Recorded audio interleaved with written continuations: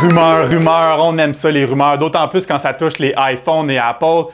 Des rumeurs maintenant qu'on apprend sur le prochain iPhone, le iPhone 12, particulièrement le iPhone 12 Pro. C'est le journaliste Max Weinberg qui nous apprend ces nouvelles-là. Désolé Max si j'ai mal prononcé ton nom.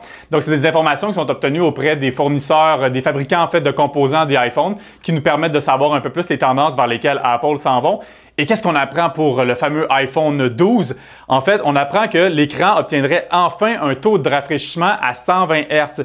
Qu'est-ce que ça fait dans la vie de tous les jours?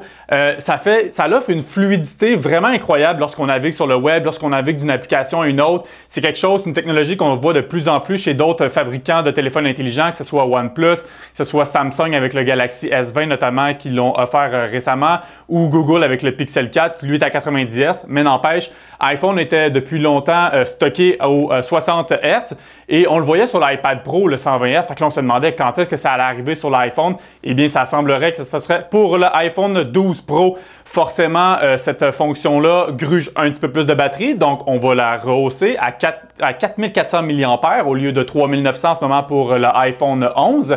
Et on apprend aussi qu'on aurait un meilleur zoom optique sur l'iPhone 12 Pro, un zoom optique qui irait jusqu'à 3 fois.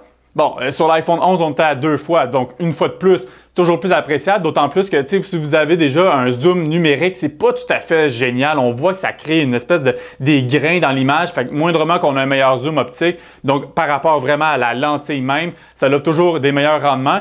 Et dernière petite nouveauté par rapport au prochain iPhone 12 Pro, ça serait le fameux Face ID. Vous savez, quand on veut déverrouiller son téléphone avec son visage, il faut toujours qu'on amène l'écran vers son visage. Mais là, il semblerait que le fameux Face ID pourrait nous permettre de le déverrouiller selon des angles. Donc, je pourrais le déposer sur la table et l'angle en tant que tel que j'ai pourrait déverrouiller le téléphone au lieu de toujours ramener le fameux téléphone dans son visage.